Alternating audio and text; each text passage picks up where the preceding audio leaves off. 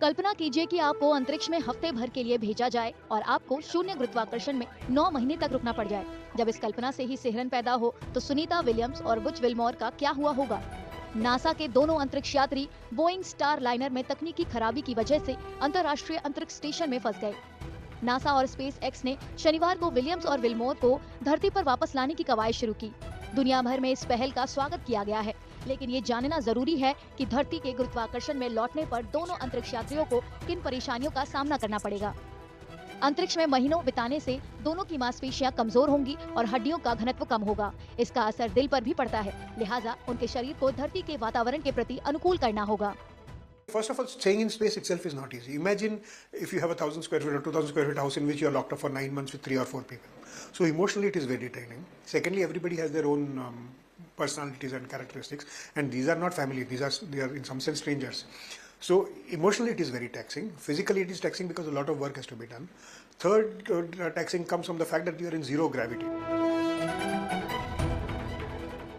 पहले अंतरिक्ष में जाने वालों ने चलने में परेशानी, आंखों की रोशनी कम होने, चक्कर आने के अलावा बेबी फीट की शिकायत की है। बेबी फीट में तलवे का मोटा हिस्सा खत्म हो जाता है और वो नवजातों की तरह मुलायम हो जाता है। जानकारों का कहना है कि शून्य गुरुत्वाकर्षण में हड्डियों का घनत्व कम हो जाता है, जिससे उनके टूटने का खतरा बढ़ जाता है। सूक्ष्म गुरुत्वाकर्षण में खड़े होने और चलने जैसी शारीरिक गतिविधियां कम होती हैं, जिससे मांसपेशियां कमजोर हो जाती हैं। इम्यूनिटी कम होने से अंतरिक्ष यात्रियों में संक्रमण और बीमार पड़ने का खतरा भी ज्यादा हो जाता है। When you stay long enough in space, you are facing microgravity all the time. Because your International Space Station is going around the Earth. When you are inside it, you are also moving with it. So you are in a state of weightlessness. When we are in a weightlessness state, then the problem is that our muscles don't work with that kind of efficiency, and gradually muscular atrophy starts setting in.